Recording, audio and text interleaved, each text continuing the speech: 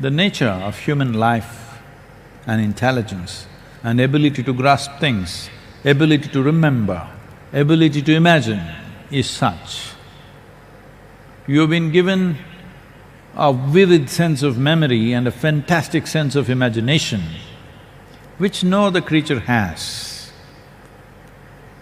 Their memory and their imagination is related just to their survival process. Beyond that, they're very minimal. But this one creature has been given this because this is supposed to evolve without actually going through real situations. This is supposed to evolve by looking and experiencing other people's experiences. From that itself, this must evolve. Because if you did not have this ability of memory and imagination, if you had to go through everything yourself, all the possibilities of life, and now yoga, believe me, you won't come to now yoga in a million years. It's just that by looking at somebody else's life, another person's experience of life, another person's pain, another person's suffering, you must learn. You don't have to go through all those things. If you're thinking, I will go through everything and then I will say now yoga, you're supposed to sit here, in 10 minutes, you can go through everything that can happen in anybody's life. That much mental capacity has been given to you. You have heard of Gautama the Buddha, he just went for an evening stroll. He saw an old person, a sick person and a dead body, and he made up his mind to leave what? Whoever is asking this question, I don't know whether you're just living on 2 t-shirts or 4. To give up his kingdom, a young wife, a child, all the pleasures of the palace and walk away, that's all it took, an evening walk. Just one sick person, one old person, one dead body. This all it took, this all it takes for an intelligent human being. That's all, everybody has this intelligence, but they use their intelligence to come up with this kind of… So when you use your intelligence to find a loophole, oh, you will find one, because after all, it's your mind. After all, it's your mind. You're not finding a loophole in the existence, you will not. You will find a loophole in your own thinking and in your own psychological framework. That's easy, it's full of holes. It's full of holes, there's no problem to fall down. So, it's always like this. If you want to evolve into a higher space, there are challenges and challenges. But if you want to sink, that's simple. Well, it will lower the quality of your life, but you will always find company at that level also, and you will think everything is normal. See, wherever you settle down, at whatever level of life you settle down, you will find a certain company and you think it's normal. Well, you go and stand in Tamil Nadu, even during the shutdown, the TASMAC is still open, the retail store for alcohol is still open because it's run by the government. In a very safe and secure way, it is kept open.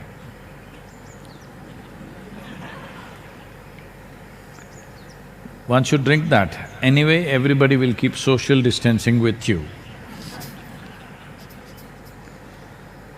So, those who gather there to drink, if you see them, you will see on this road, if you drive, certain people would have fallen on the street unconscious by 6:30 in the evening. You think he's fallen, but he thinks he's high. Yes, that is the whole thing about life. He has fallen on the street, you think, oh, he's fallen. But he thinks he's high. And he has a company of people who all think it's high. Slowly their numbers are becoming larger than yours. You better be careful. Because that will become high and this will become low. Because it's a democratic process. When the numbers increase, that will be the real thing. Already their numbers are fast overtaking everybody. The normal person means you must be drinking and smoking. Otherwise, what kind of a human being are you? But now the virus is telling you, if you've been smoking, we'll get you. So, these things have happened to me. People… one of my friends just meets me after some 25–30 years. And in school, we were just buddies. I had not seen him, he's become a chartered accountant something. I am just getting into my car in Mysore and this guy also has parked his car next to me, he's getting in, like a cigarette dangling from his lips and like that he's become. I call him by his name and say, hey, looks at me like this. He doesn't recognize me initially. And then I call him by his, one goof name we had for him in the school. So I call him, you goof. Then he recognizes me. Oh, they told me you become a guru, whatever. And then like this cigarette, what, you put this in, you don't smoke. He pulls out his cigarette packet, you don't smoke. I said, no. You don't drink? I said, I drink water.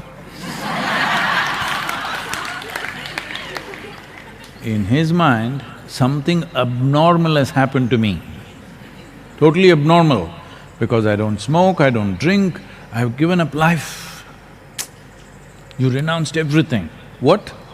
Smoking, drinking, nonsense you were doing.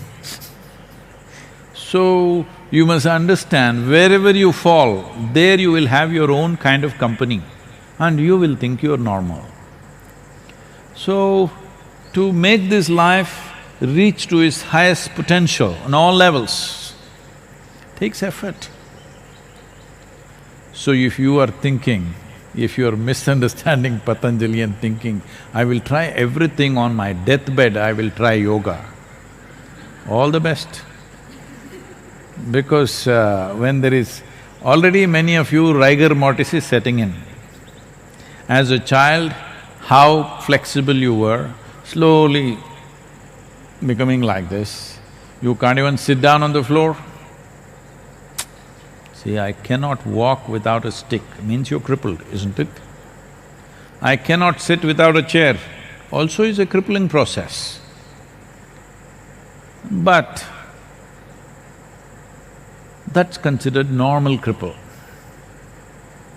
So you want to be a socially accepted cripple, it's up to you.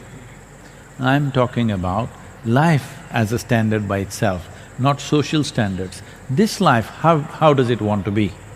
Does it want to smoke from its ears? Hello? Does it want to smoke? This life doesn't want to smoke. This life, does it want to live or be knocked down? This life wants to live. Because you don't know how to deal with yourself, you're finding these kind of outlets. So shall I try all those things and then do yoga? By the time you do all those things, you may be absolutely unfit to do any yoga. So that's not what Patanjali is saying. He's saying use your brains, use the faculties that nature has given you to try everything. Trying everything does not mean today you first go and stand in queue at the Tasmac shop. There also social distancing, they put circles. And then you will go into 6 months of drinking, then liver problem for another 2 years, then little transplant, but now you have to try smoking. Like this you will try one thing after another, one thing after another, and then one day you will do yoga, and now yoga. No, You must sit here like Gautam Buddha did not get old, did not get sick, nor was he dead.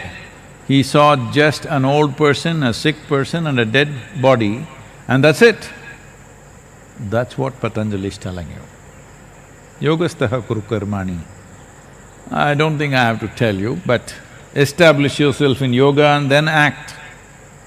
This means, without knowing some sense of union with what's around you, if you act, you can only be destructive. There's simply no other way.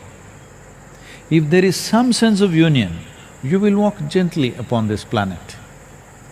If you think you are alive all by yourself without the help of anything around you, then you'll walk like a bloody fool. That's what is happening to humanity right now. Now they're little conscious because of the virus. In a negative way, they're conscious. If you are established in yoga, that means yoga means union, you have some sense of union with everything around you. Now when you act, your actions will be inclusive in nature.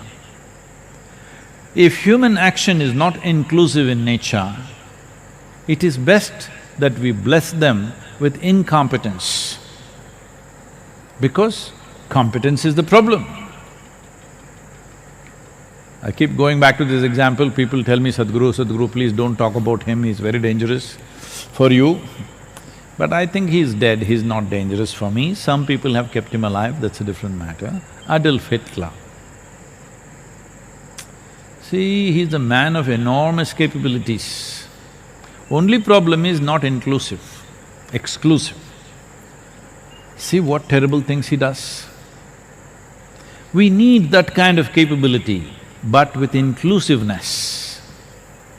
If every human being had the capability that he had in terms of organization and inspiration and whatever, and they were inclusive, what a fantastic world we can create.